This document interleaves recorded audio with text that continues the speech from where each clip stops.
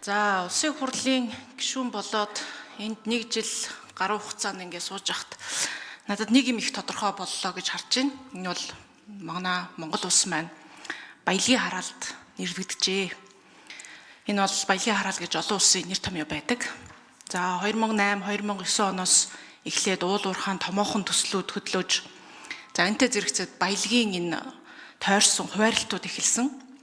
Уул уурхаагаас олсон мөнгөө сонгуулиар сонгогчдын саналыг худалдаа авахд ашиглаж сонгогчдын ирээдүй болон тэдгээрийн үр хүүхдүүдийн ирээдүг одоо бэлэн мөнгөөр ингэж худалдаж авдаг болсон. Хавтгаарсан энэ халамжаас үүдсэн үүдээд ажлын байр, ажиллах хүчний оролцоо багассан байна. Ажлын байр нэмэгдэхгүй байна.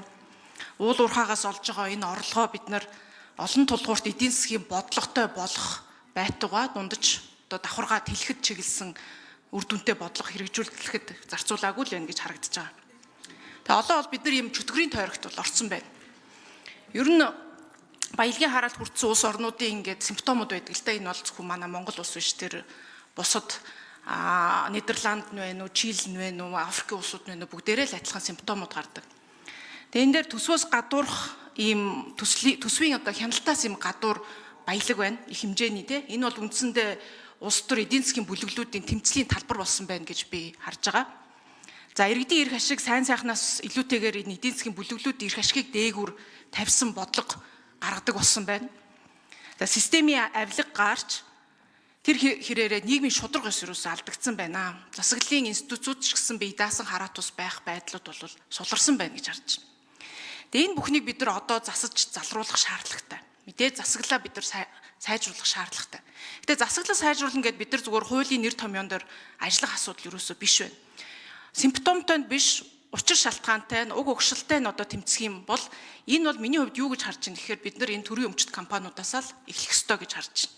Төсвөөс гадуурх одоо энэ мөнгөний том хэсэг байна шүү дээ, тийм. Тэгээ төрийн өмчт компани ч өөрөө эдийн засагт маш их том гажуудал гаргаж байна. Төрийн оролцоо, эдийн засгийн оролцоо хит байна. Зах зээлийн зарчмыг гажуудуулж байна. Хувийн хвшлийн орон зайг бүр боомлж байна. За, авилга цэцэглэх энэ гол үр уурхаач гэсэн төрийн өмчийн компаниуд дээр байна гэж харж байгаа.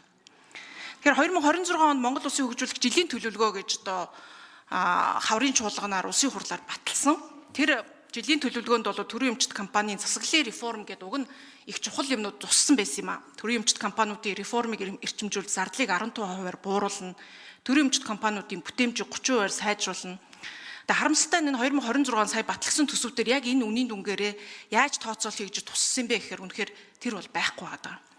За, өнөөдөр ингээд 5 жилийн төлөвлөгөө орж ирж байна. Ингээ харахаар дахиад засгийн газрын хэрэглэх газраас төрийн өмчт компани засаглалыг сайжруулна. Орон нутгийн өмч, төрийн өмчийн үр ашгийг нэмэгдүүлнэ.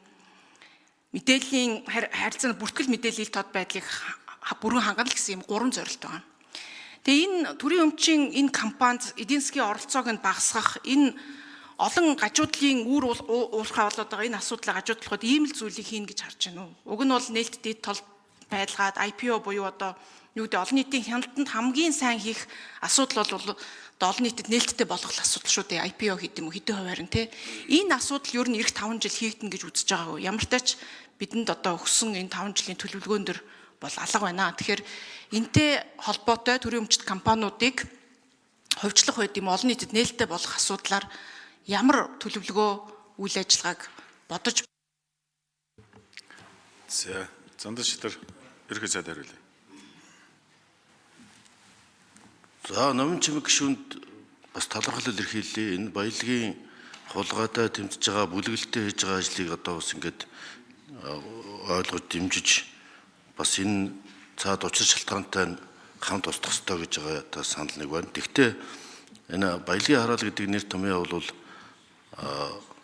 ер нь ядуурлыг нэмэгдүүлж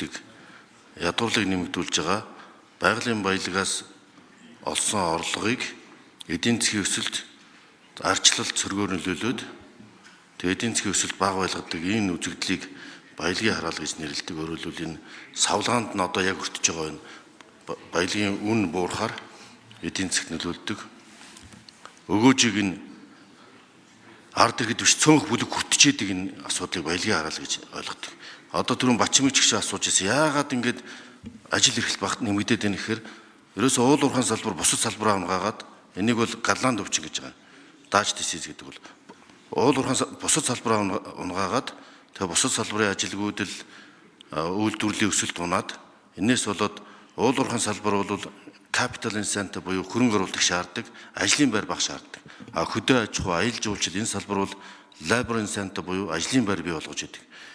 Энийг бас баялагын хараал гэж нэрлэдэг. Тэгээ баялагын хараал за галлаанд өвчин хоёр бол хоёр өөр ойлголт гэдэг юм. Тийм учраас энэ хоёр хоёулаа зэрэг нэрвдээд байгаа учраас Монголын эдийн засгийн бүтцийн өөрчлөлт шинжилтийг өнөөдрийн 5 жилийн үндсэн чиглэл засаглалыг сайжруулах, төрийн оролцоог багасгах, хяналттай болох одоо жишээлбэл олон нийтийн хяналтын тухай хуулийг санаачилж байна.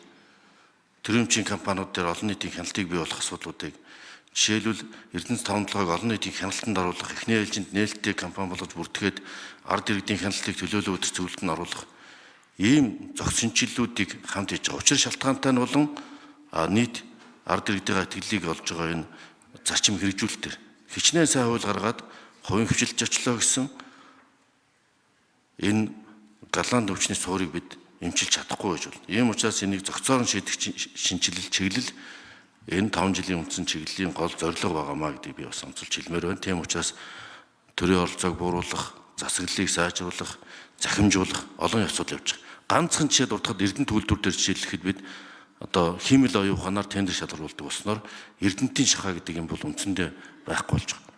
Тийм их л хийж байгаа. Одоо хиймэл оюун ухаан тендерийн үнэлгээний хороо хоёр зэрэг ажиллаж байна. Бие биедийн хяналт тавьж байна. Цаашдаа энэ Эрдэнэс хэмжээл бүх шатанд технологийн дэвшлиг ашигласан шинжилгээг хэрэгжүүлнэ. Бүх зүйл ховжилчснаар бас сайхан болчдөг юм биш. Тийм учраас энэ зэрэг явж байгаа энэ технологийн дэвшил ашигласан орчмын шинжилгээг хийж бид эдийн засгаас эргэнэ. За Одсрынгийн намын чимэг гишүүн тодруулъя. За ер нь энэ төрийн өмчт компани орон нутгийн өмчийн асуудлыг бид нар яг энэ парламентын үед бол шийдэх ёстой гэж үзэж байгаа. Тэгээд зарим компани нь ашигтай ажилладаг боловч түрүүн бас гишүүд үгэнд гарч ийн ашиггүй ажиллаж байгаа. Эсвэл ашгийг нь албаар бууруулдаг. Бүгдээрээ л одоо баг энэ улс төрд явж байгаа хүмүүс бол бүгдээрээ мэдж байгаа төрийн өмчийн компаниуд дээр явж байгаа. Тэгж жагаад үнгүүдүүлж жагаад хувьчилдаг ч гэдэг юм уу. Ийм муухай аргууд бол их явсан. Тэгэхээр энийг нэгдүгээрт ил тод бүгдийг байлгах хэрэгтэй байна. Тэгээ олборлох салбарын ил тод байдлын тухай бид нар чинь нэг ийм санаачлагад нэгдсэн. Одоо энэ төрийн болон орон нутгийн өмчийн компани эсгэлийн тухай илүү өмнөх одоо намрын чуулганаар орж исэн 2 сард энэ оны 2 сард энэ хуулийг улсын хурал дээр хилцэсгийн шийдээд ажлын хэсэг үгэнд байгуулсан. Ажлын хэсгийн ахлагч нь даанч одоо ингээд сайдуулаа явчлаа. Эзэнгүтсэн. Тэгэхээр хэрвээ боломжтой бол энэ хуулийг бас ахлаад энэ ажлыг бас бол урагшлуулах юм хүсэлтэй байгаагаа энэ одоо илэрхийлье. За. Одоогийн зөв